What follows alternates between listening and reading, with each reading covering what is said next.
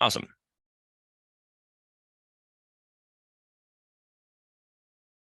All right. Hi, everybody. Welcome to the late round speaking lecture. I think I know some of you, but I don't know all of you. Some of you I've worked with in the past, others are new faces. So I will just briefly introduce myself.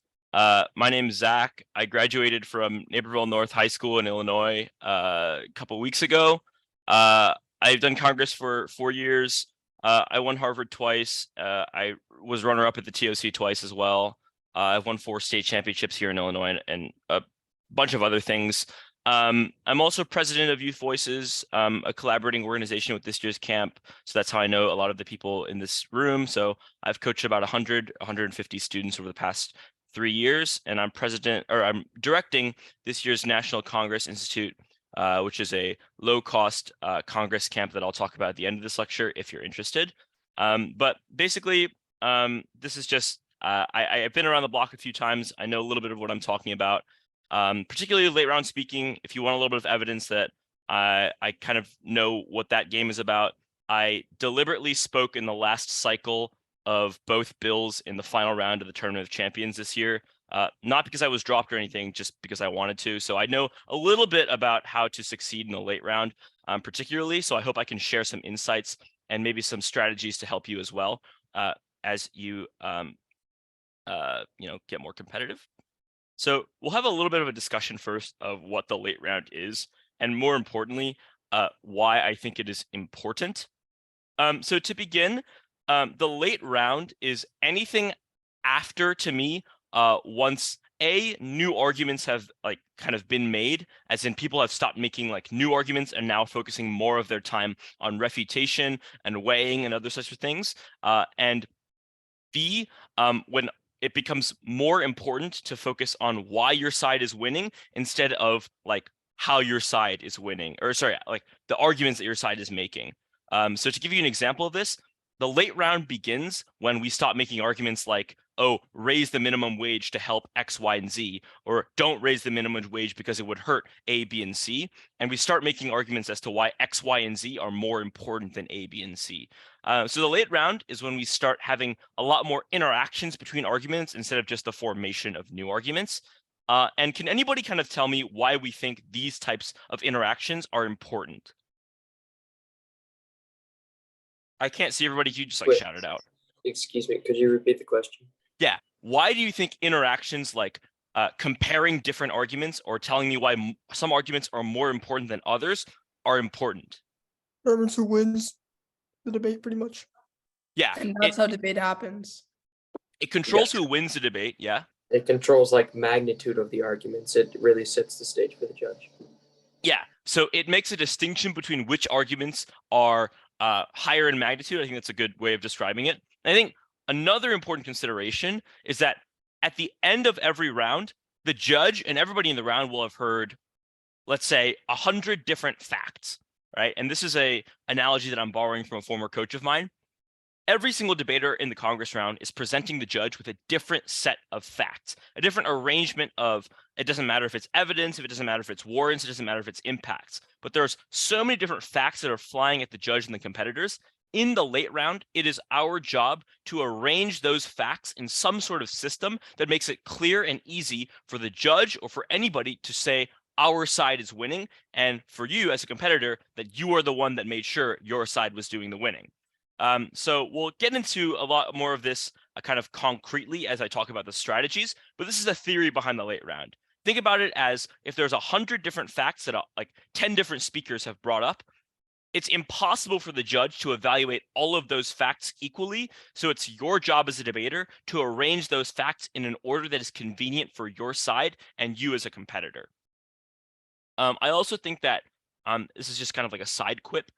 It is easier to do a really excellent job in the late round I think that if you are giving a speech in the first few cycles, not that there's anything wrong with that, but I think that there's only so much you can do to impress.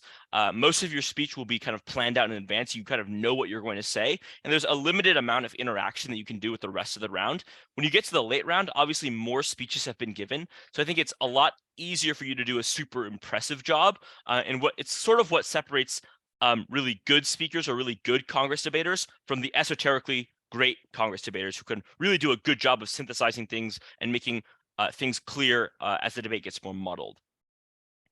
Okay, cool. Before I talk about what I actually do in these speeches, I want to talk about something that's very underappreciated, I think, and that's pre-gaming debates.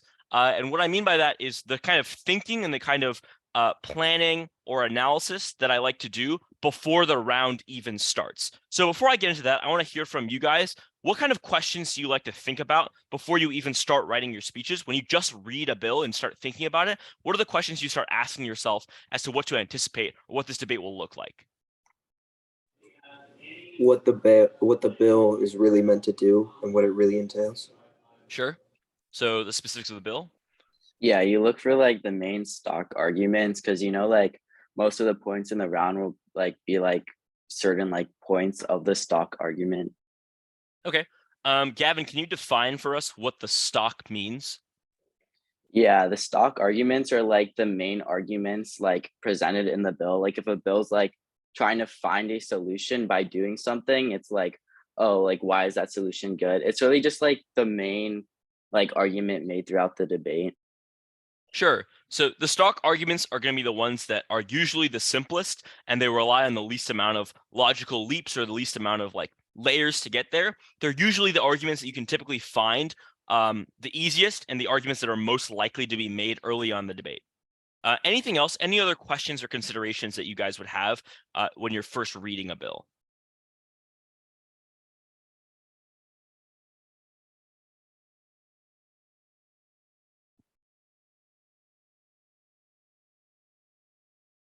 Okay.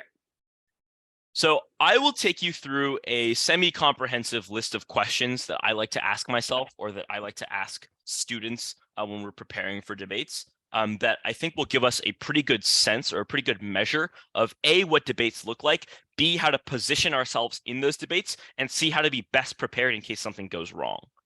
So this is my kind of chart of questions. We begin, just like Gavin said, what are the stock points? This is to say, what arguments are most likely to be made early on? And then compared to that, what is unique? Not only unique to the stock points, but what is unique compared to similar bills. So if there's something about this bill that is uniquely different from other bills that could be doing a similar but not exactly identical thing, what is that? And then third, when will the debate start getting repeated? As in what arguments will start getting very repetitive and boring, and whether or not the debate is kind of one-sided. So sometimes you'll very quickly realize that the neg on one side on one bill is very hard to argue, or that the af on one side on one bill is very hard to argue. And then lastly, what are people most likely to argue? I think this ties back to what are the stock points, because I think the quality of them being stock means that they are more likely to be argued because they are easiest to make.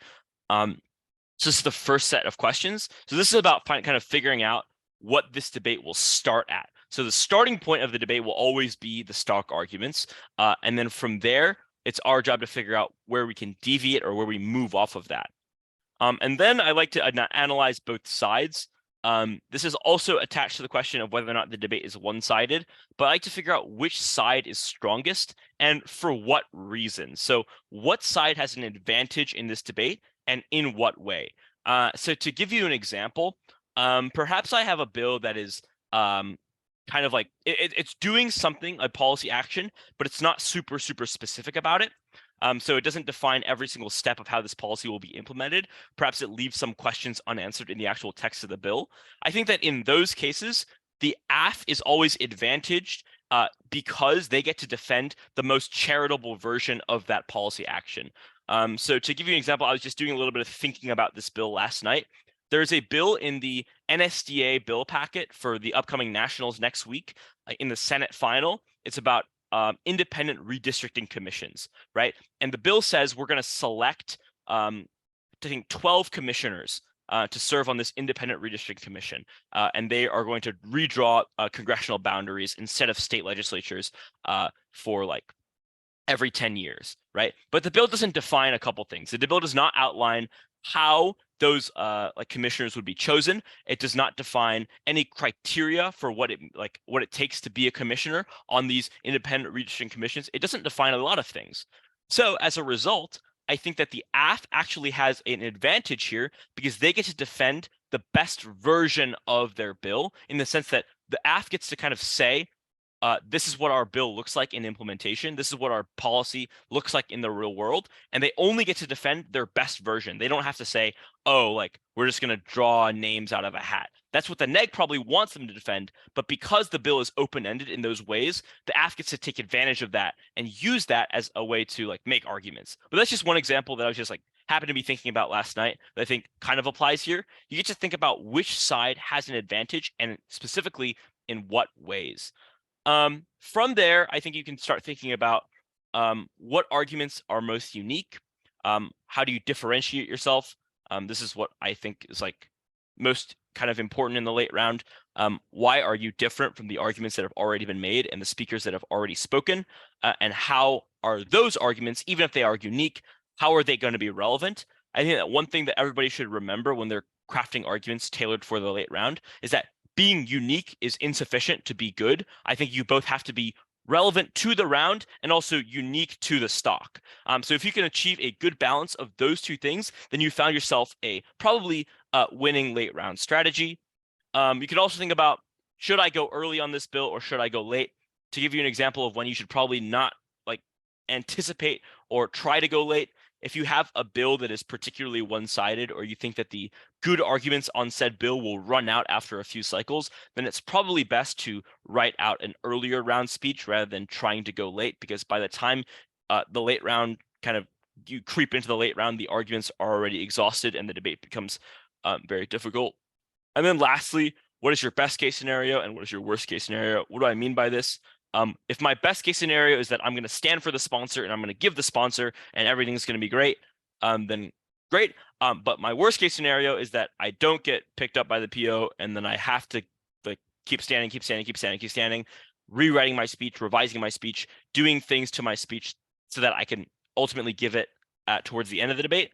So if you think about like what happens if the thing that I have prepared right now does not end up being the thing that I actually give. I think that if you talk to most coaches, if not all coaches, they will advise that you should never walk into a round with a 100% scripted out game plan, because very rarely will that ever go as planned. And you should always be willing and ready to adapt and edit your speech as the debate progresses.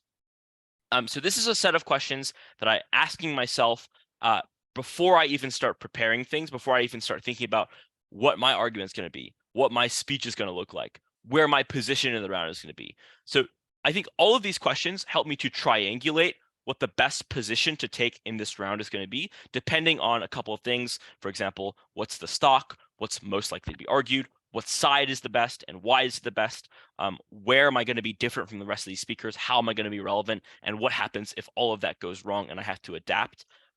All of these questions are super, super important. And if you can answer them before you even start your preparation process, then you're going to be in a very good position once you actually have an argument put together. Cool. So let's say you find yourself after this process and you determine that it's best for you to speak late. There are a bunch of reasons why this could be. Maybe you think it's best that you should incorporate a lot more refutation and a lot more weighing and a lot more other things rather than just like making new arguments in the speech. You think that would be most advantageous for the round. The question is now, what do you do? This is where a lot of people get stuck. I think a lot of people don't really know what the kind of like playbook is for when you enter the late round as to how to give a winning speech. So I'm going to give you a couple strategies.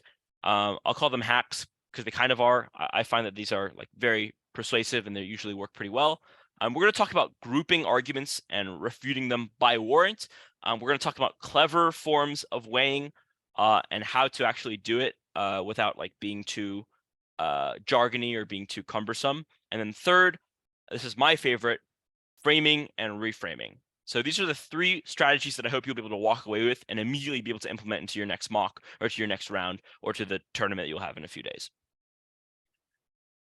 Cool. So the first thing I want to talk about is grouping arguments. So by the late round, I think you should have a pretty good grasp on what the other side is arguing, but not necessarily what each individual argument is, but instead, what are the thematic ties between all of these arguments, right? You can identify impacts that rely on the same links to get there. So for example, if we have a bill like raising the minimum wage, right? The negation is likely to argue that raising the minimum wage is going to lead to small businesses being harmed because they can't afford to pay their workers as much. It's going to lead to automation taking precedence over human labor because businesses would rather automate than pay the higher cost of humans. And other types of impacts that rely on someone not being able to pay for the increased cost of human labor, right? So then you realize that all of these impacts rely on the same link to achieve them. So the link to all of those impacts is somebody can't pay. From there, you can group all these arguments together by this one link, by this one assumption, by this one warrant, whatever you want to call it, and then deal with that link and simultaneously wipe out all of those impacts all at once. This is important because it's obviously a more efficient use of your speech time if you can deal with multiple aspects of the flow all at once. And then you get to use the same response to deal with multiple different arguments. So I think in the late round, one thing that's always very important to do is figuring out where different arguments are similar and how you can use that and leverage that for your own advantage. For instance, if a lot of arguments all rely on the same assumption, tackle that assumption. If they all end up with the same impact, deal with that impact. If they all use the same link to achieve their impacts, deal with that link. So grouping arguments, very important strategy in the late round. Any questions here? I'll also save a bunch of time at the end for you guys to ask questions if you have any. I have a question. Yeah. So it all relies, they're all similar, but one assumption, one link, one impact. What if that impact or link or whatever is just factually correct? Yeah. So if you have if you're dealing with something where their links are good or you can't disprove their link, there's other ways to beat the argument, right? Right. The best way of this is obviously weighing. I think that no matter what, even if an argument is true, some argument is even truer. I think that a helpful quote here, I've heard this before. I don't know if you guys have. There's a quote that says, "War is always wrong, but some things are wronger." So you can find things on your side that deal with other impacts. So for instance, let's say it's true that if you pass this bill, X amount of people are going to lose their jobs, right? Perhaps the best way to deal with that impact is by saying, I don't know, if you don't pass the bill, even more people will lose their jobs. Or if you don't pass the bill, eventually this impact's going to happen anyway because of XYZ reasons. But there are ways to deal with things that are true that still benefit your side. I think that the fact that an argument is true is insufficient for it to be winning or insufficient for it to just be kind of conceded. I think that the best way to deal with these types of arguments is to figure out if there's anything on your side that mitigates or outweighs those arguments. All right, gotcha. Thank you. Yeah, and that's what we're talking about next, actually. The next thing that I want to talk about is weighing. I stole this slide from a past lecture that I did. This is just a very basic overview of what weighing is. There's magnitude, which talks about the severity of your impact. So for example, even if your wages are low, that's better than not having a job at all because low wages are better than no wages.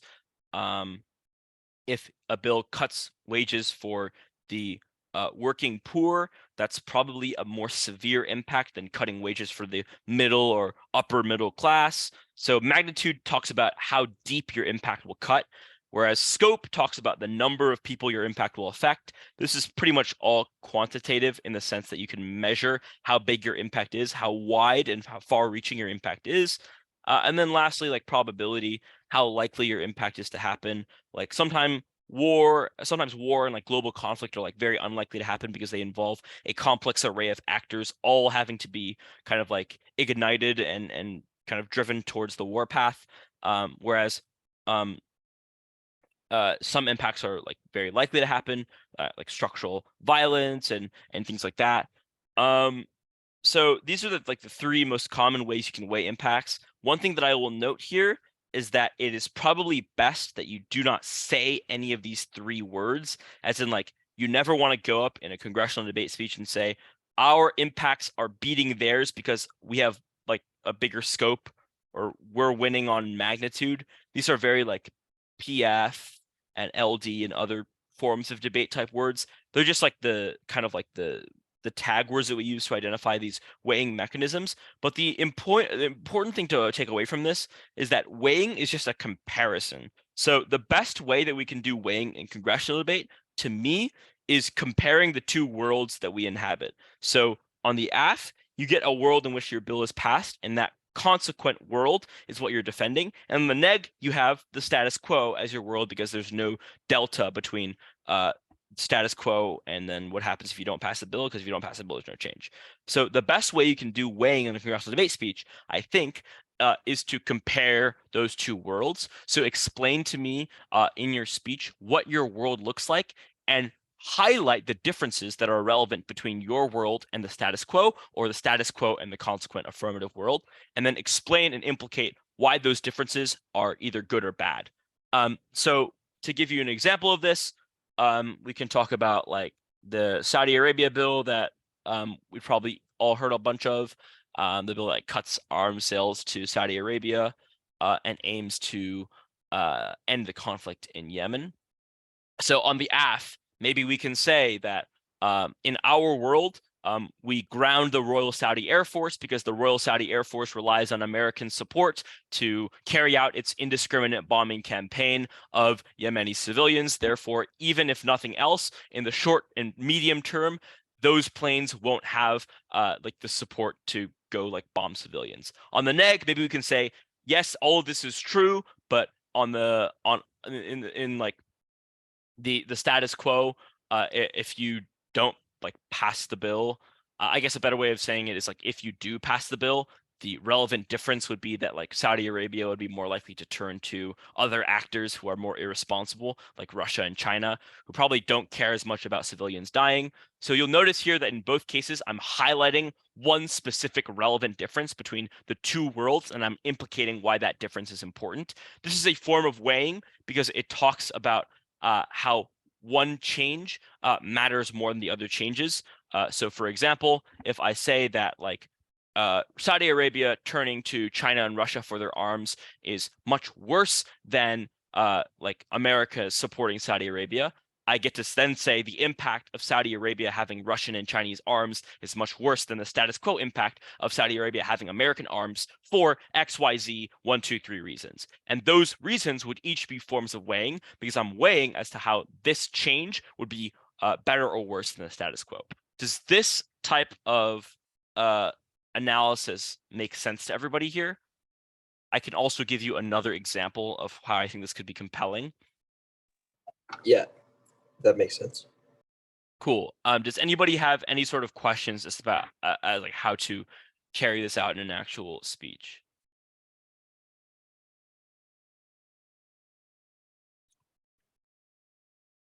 Could you like use explicit like wording, like give an example of like how would you use like maybe magnitude or scope in a speech? You have like any examples from any past speeches or anything? How to use magnitude or like how would you like say it, right? I guess. Yeah. So like all of these examples are like things that you probably hear in actual speeches. Like let's say that you're debating minimum wage, right? And on the neg, you're making arguments that even if you're making arguments that like businesses are going to cut workers, or there's not going to be as many jobs because businesses can't afford to pay each of those jobs at the heightened rate. You would then use a form of weighing by saying it doesn't matter if wages are low in the status quo, because if you raise the minimum wage, a lot of people would end up jobless, which means they would have no wages, period.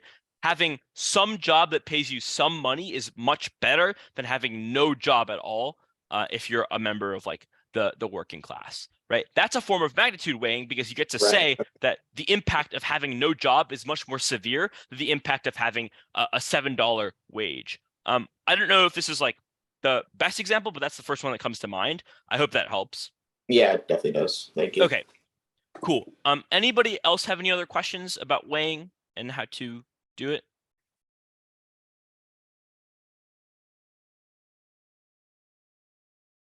Okay, cool.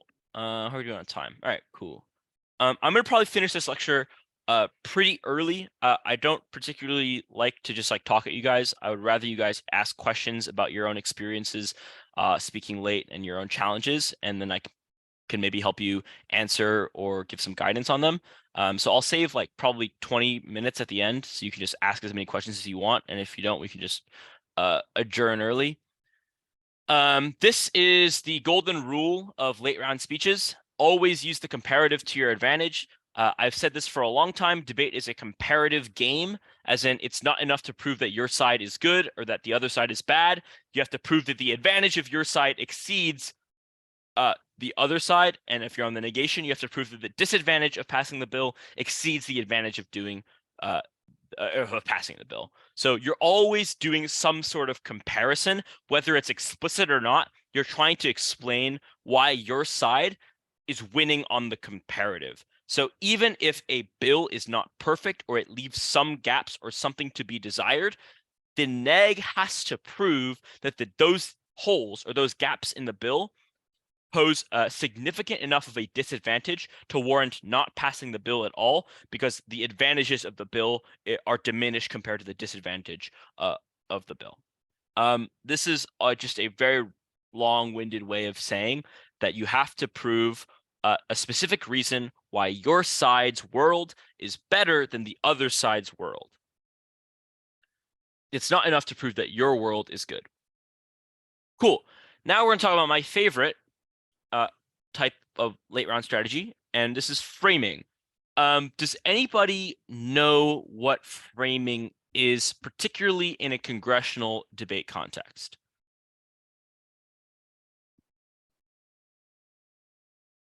Has anybody heard the word framing in any sort of debate context, like period? Yeah, I have. Okay, Yeah, what when have you heard? When I did PF, I heard a little bit about it. What have you guys heard? I feel Well, like I mean, in worlds at the beginning of your speech, you kind of like clarify some, big things that are going to set up the rest of the round. Isn't like framing, like for instance in PF when you say your definitions at the beginning of the round and like have your definitions win. I mean, that can be part of it, but I'm more looking for like, if I say like, this is the framing for this debate, or like, this is the framework by which we should evaluate this debate, what do I mean by that? big questions, big topics, main themes, I guess, that have like come up again and again. Sure, that's one part of it. Any other ideas? I think for like public forum, framework is kind of like on what criteria should you win the round on, sort of. Yeah, that's a good answer. I think that framing, if I can most, like, I guess like in just a all-encompassing debate context, framing is, the word is criteria. It is like what criteria wins the side of the debate. That is to say, like, if the criteria is maximizing the amount of like lives saved, right? That can be one basic criteria, and then whoever wins the debate will be the side that maximizes the number of lives saved. In a congressional debate context, framing is a slightly different, because I think that because there are so many different arguments that are flying around, and there are so many different speakers doing so many different things, framing is all about creating a lens by which we can filter out some of those arguments and only highlight the ones that are most salient. So I think an analogy that I often like to use is if you think about the debate as like a race of some sort, right? Like cars, horses, whatever, that there are 10 horses all speeding down the track, but you only care about the 2 that are in the lead. or the three that are in the lead, the three that are actually vying for the win. So framing is all about creating a box by which we can filter out the rest of these horses and only zero our attention in on the ones that are most important. And the beauty of Congress is you get to decide how you want to frame and or reframe this debate. So framing can be applied in a lot of really beautiful ways. And I think that a lot of this just comes from exploring different like debates and trying different things in different speeches, but it's all about trying to distill the debate down into one basic criteria or a few basic issues. So a couple ways of doing this. The first way is we can frame by scope. This is just a advanced form of extension. It talks about what other speakers have failed to explain or failed to spend enough time on. These are two examples.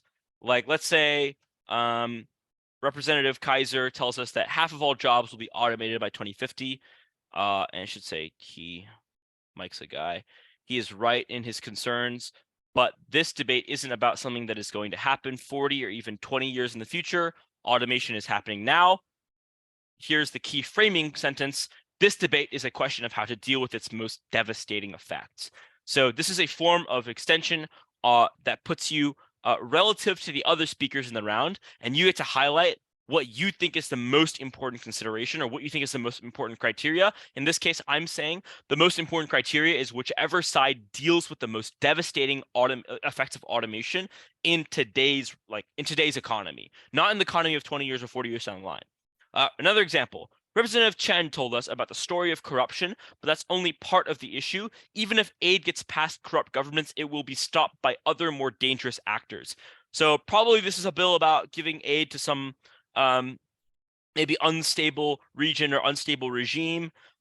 Maybe this argument is going to be about even if corruption isn't a problem, like, I don't know, gang activity will be an equally, if not more severe problem. So effectively what we're doing is we're framing the most important consideration of the round around one particular question. So framing by scope means here's what everybody else has been talking about.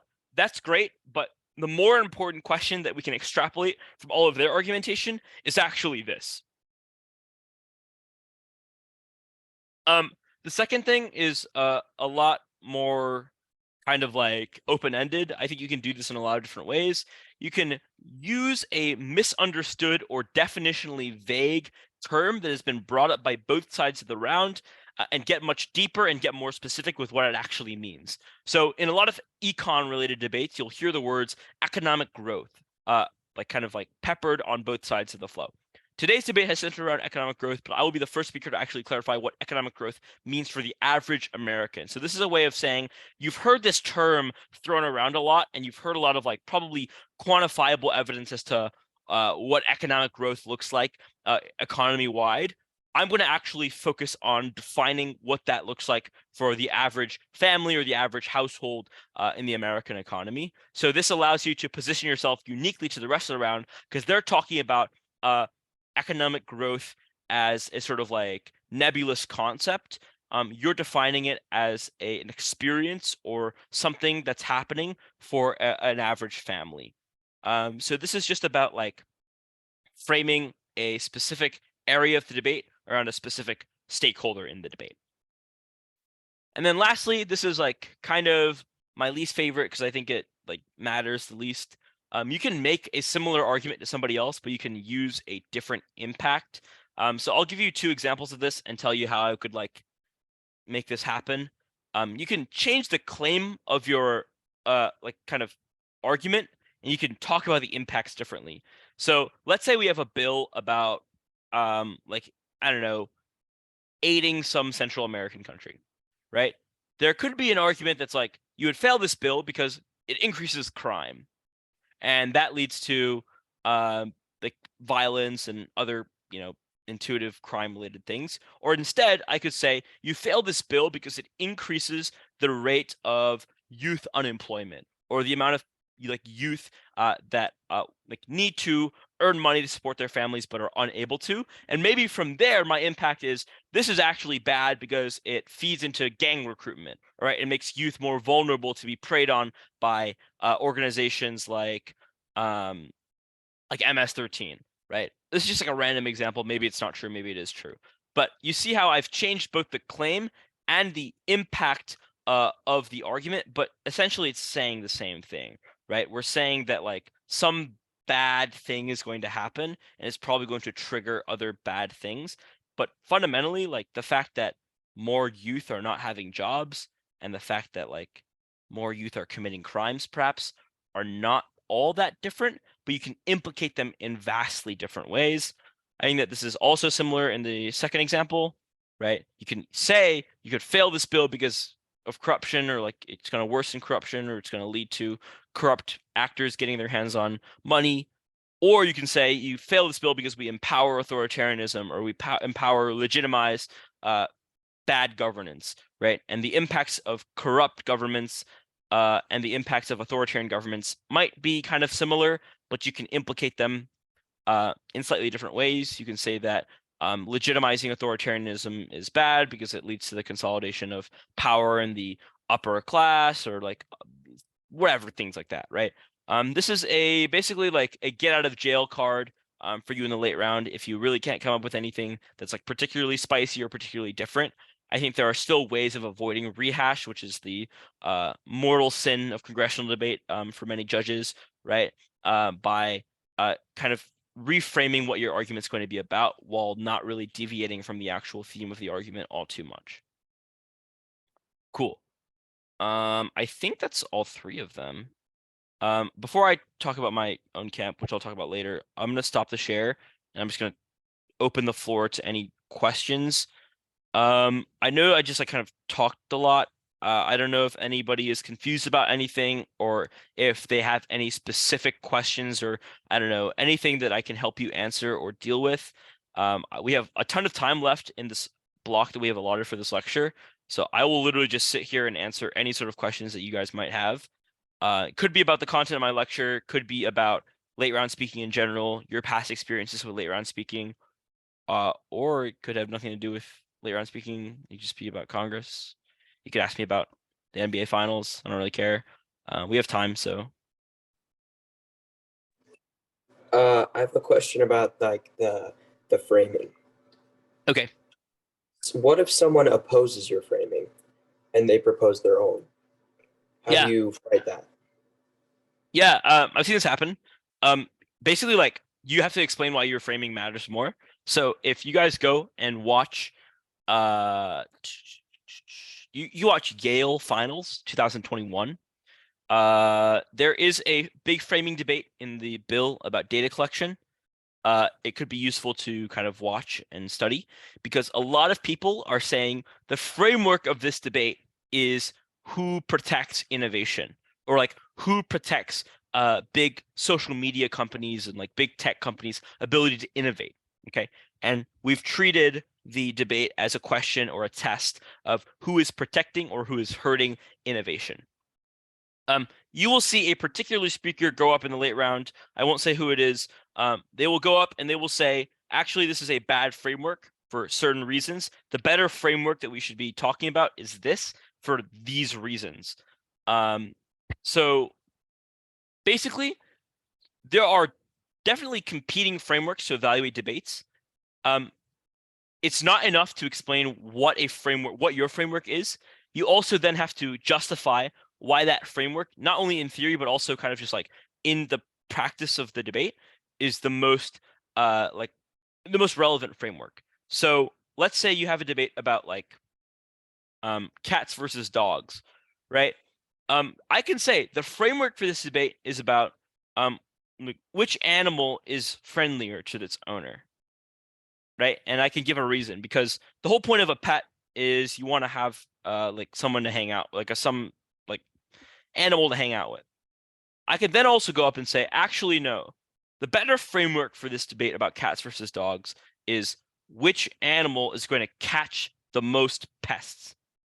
Because the whole point of having a pet is to keep your house free of rats and cockroaches or something like that, right? I would then have to explain why that framework trumps the framework about having a friend. But you can compare frameworks, and you could compare why your view of what's most important is more like it's better than the other person's view of what's most important. But you then have to just kind of explain that. It's certainly like not it's not enough to just propose a framework. You have to justify it as well.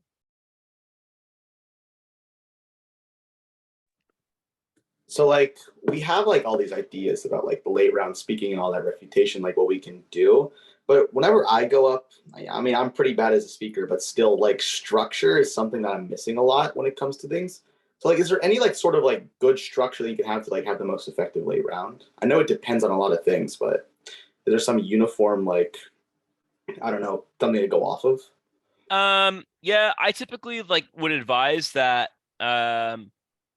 just pick out 2 nexus issues or like 2 big questions in the debate and then just answer those 2 questions. So you could say like this debate comes down to A, who does this, and B, who does that, and then you explain why your side is doing this and then why your side is doing that. That's like the very, very basic textbook organizing structure for a late round speech. You can like think of it as like crystal, right? I don't really like that word because I don't know what it means. But effectively, you get to organize your speech onto 2 main questions, and you just explain why your side is answering those 2 main questions, or why your side is ahead on those 2 main questions more so than the other side. If you want to get a little bit more advanced than that, you can pick out like I guess like 3 major argumentative groups or 2 major argumentative groups. I know we talked about grouping arguments by warrant or grouping arguments by link or grouping arguments by impact in the beginning of this lecture. You can figure out what the major groups are and you can deal with all those major groups. But I think that a good kind of like strategy for organizing late round speeches is to think about what are the major issues that are kind of like organizing the round, right? And then just fitting your speech around those major issues. All right, cool, thanks. Are you team Miami Heat or Celtics, by the way? I mean, no, the Nuggets, by the way. I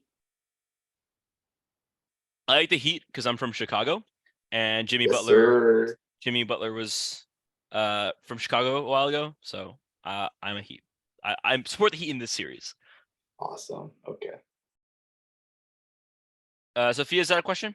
Yeah, so is there like a specific way to fit like rebuttals into your speech? Because maybe like you sometimes I have a rebuttal, but like it seems really out of place anywhere. Yeah. Yeah. So the cool thing about like 3-minute speeches in Congress is that you get to like go and do a rebuttal at basically any point in the speech. Like there's no point in a congressional debate speech, or I should say like there should not be any point in a congressional debate speech where you go like, okay, that's enough of the argument. Now it's time for some refutation. Like that's kind of like awkward and weird. It's more about figuring out where refutations will be most relevant in the thing you're arguing. So the best example of this, right, is just like I was saying a couple seconds ago, right? If you're grouping arguments by warrant or by link, the best way to refute is once you've like explained why X, Y, and Z arguments all rely on the same link. At that point, it's the best and most convenient time to say, okay, now let's explain why that link isn't true. So to give you an example, right? Let's say I go up there and I say like, in the debate about like Saudi Arabia and Yemen, right? Let's say, all right, AF Speaker 1, AF Speaker 2, AF Speaker 3, they tell you that if you cut arms sales to Saudi Arabia, it would reduce civilian casualties, it would ground the Royal Saudi Air Force and end the bombing campaign, and put a more expedient end to the conflict. However, all of these arguments rely on Saudi Arabia no longer having a reliable or sufficient supply of arms to carry out their war. This isn't true, however, because, and then you talk about like, however, like that's not true, and that serves as your refutation. And at the same time, you've de-linked this argument for AF Speaker 1, 2, and 3. But you first explained why all of these rely on the same assumption. Does that make sense, Sophia? Yeah, thank you. Okay, any other questions? As a late round speaker, how much of your own evidence or argument should you be using? Like, for example, if you're like the third to last speaker. Yeah. this question probably will be answered 5 different ways if you ask 5 different people. I am probably in a very small minority of congressional debaters out here that believes that the importance of like I don't really believe that having evidence is all that important in the late round. Because if you think about it this way, by the time you're in the late round, all of the arguments have already been made and substantiated. It's unlikely that you're going to be able to go up there and say, oh, all of these arguments are untrue because I have this one golden piece of evidence here that says they aren't true. Another reason why I think evidence is probably overvalued by most people, most of the time, evidence is just like having somebody say something that you could just say yourself, as in like it's just making the warrant for you.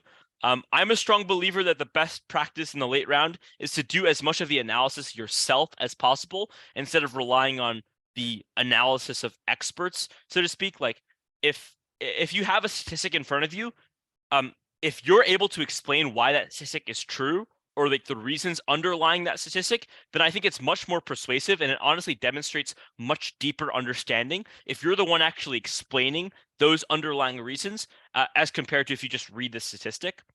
So to answer your question, I think that when you get down to like the last couple cycles of the debate, to me, evidence is not a very important consideration. I think that if I have a card or if I have, a couple, I will, use them. But even if I don't have that much evidence, as long as I'm doing the supporting analysis and doing the warranting like very thoroughly, I think that is like more than sufficient. And I think that's honestly even a good thing.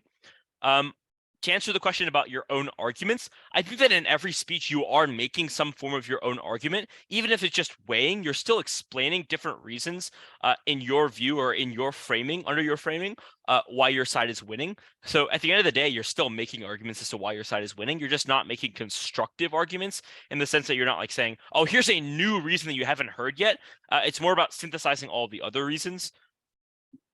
So I would say that the place for new evidence is probably like the time for new evidence is probably elapsed by the time you will give a late round speech, unless the evidence is particularly round changing or round breaking. I don't think it's going to be essential. The essential part is doing the analysis. Does that answer your question, or do you want a more kind of like specific answer? No, that's pretty good. Thank you. Okay, cool. How do you prepare a late round speech if it consists like of 90% rebuttals? You do your pre-round thinking really, really thoroughly. So, for me, I never put anything on my pad before I step into the round. But that's okay because I've done a lot of thinking about the bill and I've like just like I kind of know what to anticipate and I know generally what direction the debate is going to go. So I don't need to have a lot of like stuff on the pad before I start the round. During the round is where I'm really, really, really attentive and I'm trying to figure out what are the warrants people are making early on, what are the foundations of the both sides of the debate, and then where can I capitalize on those things for my speech. And so then during the debate, I'm putting down a lot of stuff on the pad. I'm figuring out what arguments are good, what arguments are most persuasive, and listening to other speakers and identifying where their arguments are strong and where their arguments are weak. So how do you prepare this?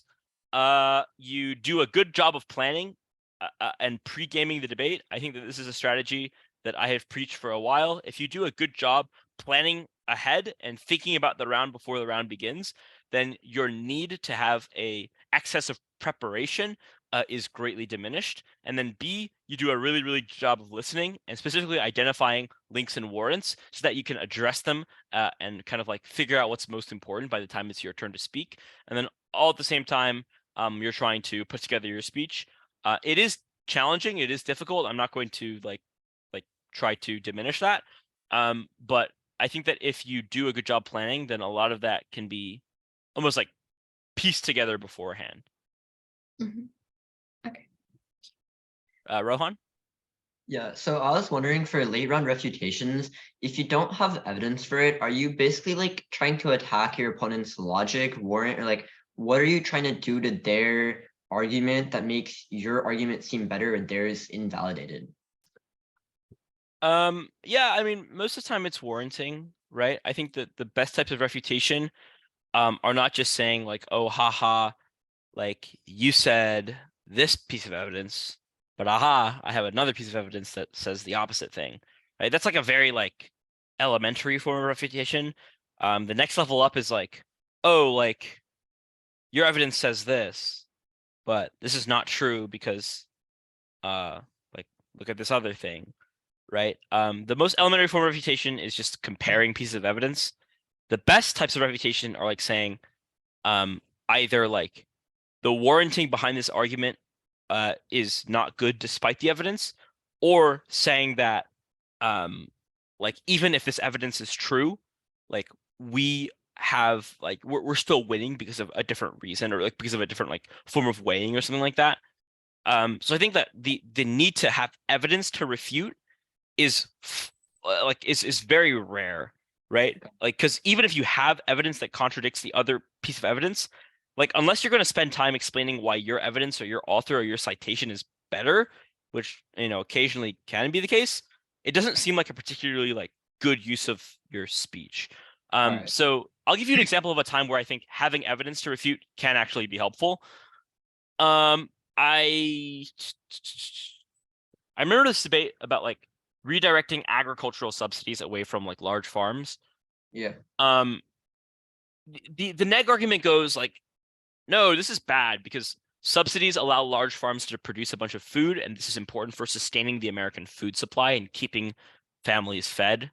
That type of argument. I Yeah. remember I used a piece of evidence here because I think it was important. I said, I think it was like, the evidence was like, actually, no direct government subsidization to large farms, like I think allows them to like buy up more land and monopolize something like that, or like it makes up like most of their like income or something like that. So I basically the point of the evidence was saying like, no, subsidies don't allow large farms to produce a bunch of food. They allow them to stay monopolized and just keep other like farms out of the market. So in that sense, it wasn't just saying like, oh, haha, like my evidence says that farm subsidies don't like impact the food supply. It was saying, no, they probably do, but they impact like the corporation and like their like ability to turn a profit a lot more than they do their ability to just like maintain basic levels of production. And in that sense, I could make an argument as to why subsidies were not like essential. They were just like extra for the corporation. Does that make sense? Yeah, it makes sense. Thank you. Okay. Any other questions? Yeah, I got one. So regarding like the amount of like prep you have and like the pre-gaming you do, I know a lot of people who just like say, just do it in round, don't do too much. Like, you have school and stuff and everything. But like it's I don't know, it's just like so time consuming and so difficult to do it like all the time with like balancing everything, especially in the high school life. Do you still prep like a ton before round? Like every single thing and all that stuff, or No, I think that the time for relentlessly prepping and doing a lot of that work came probably like my sophomore year, where I prepped every single bill like religiously and like had pages and pages of prep. I think that now, once you like put yourself in a lot of situations where you have to adapt to the round or like write speeches as the round progresses, you become a lot better at just like coming up with arguments, identifying weaknesses in arguments, figuring out how to win rounds, so to speak, while the round is still going on. I think that it is a skill that develops with experience. I think relating to the prep question, you'll notice that a lot of the pre-round questions that I was telling you guys about are not actually like research related at all. You don't actually have to be that familiar with the issue or that familiar with the literature surrounding the issue to answer those questions effectively. I think all you have to do is figure out like what is being argued on the first page of Google when I like look up this bill or look up this issue, and then whether or not those arguments are probably going to be made in the round. And then if you're talking about more like how to like prep more efficiently, I think that what I was saying before, once you figure out what the stock arguments are,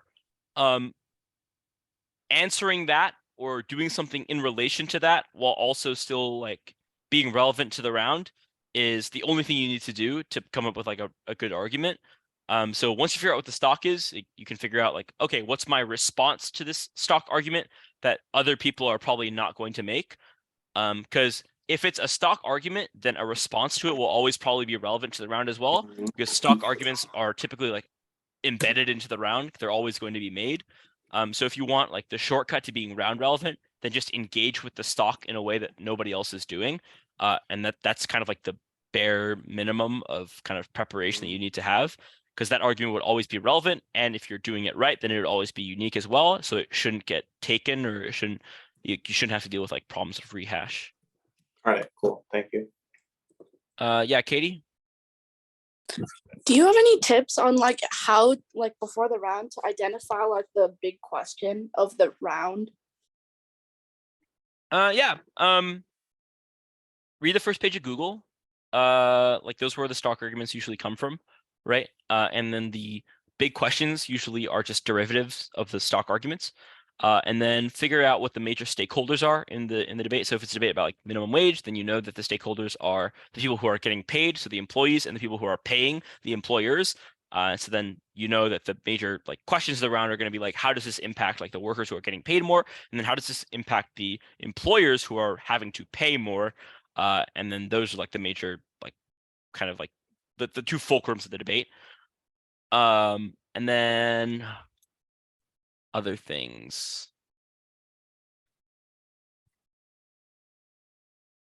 I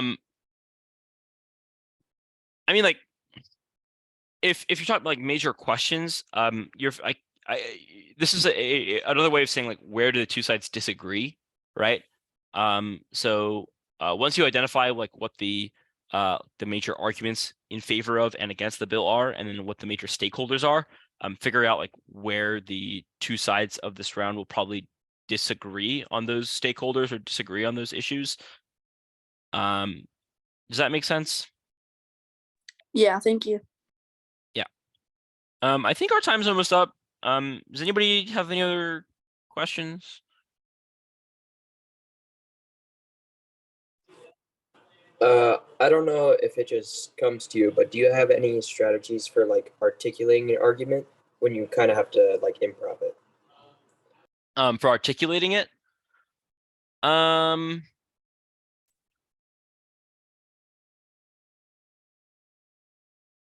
think this is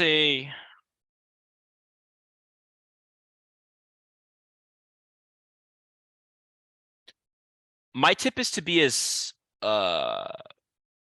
simple as possible. So try not to complexify the debate, especially in the late round when it's already complex enough. I think that for me, I just want to make the debate very easy to evaluate. So if I can articulate arguments in a way that everybody can understand, if I can kind of cater to the least knowledgeable judge, or to the judge that is like is most confused, right? I think that's like my goal. I don't know. I think that a lot of this comes with practice, right?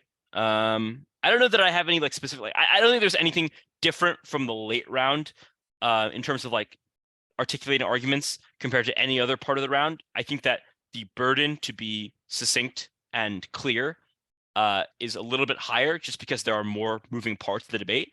But this doesn't necessarily mean this should impact or alter the way you're speaking.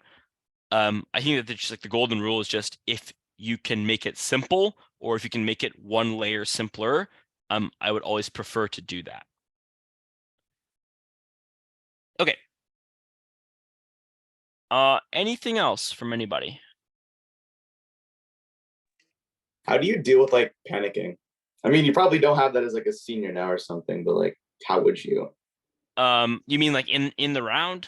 Yeah, like stress, I guess.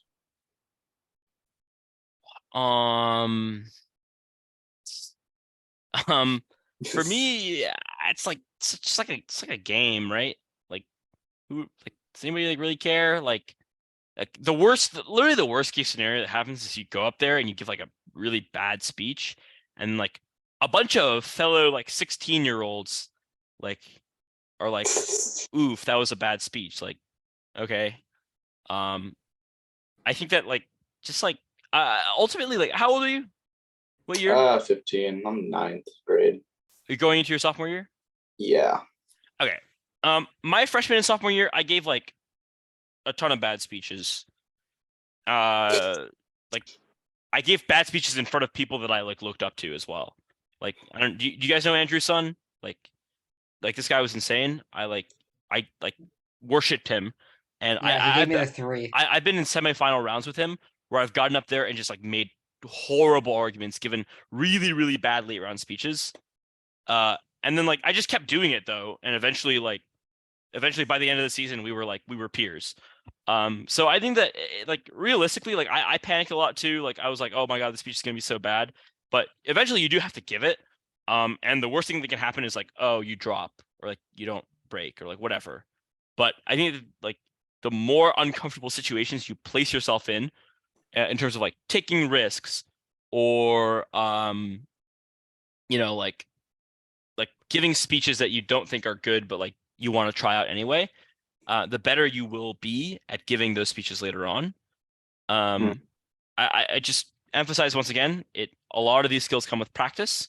And it doesn't just come from like thinking about it. You actually have to do it a bunch of times, and you probably have to do it poorly a bunch of times in order to figure out how to do it well. Even with all of these like strategies, I will tell you that my sophomore year, I gave a lot of bad late round speeches. So yeah. Cool. Anybody else got anything?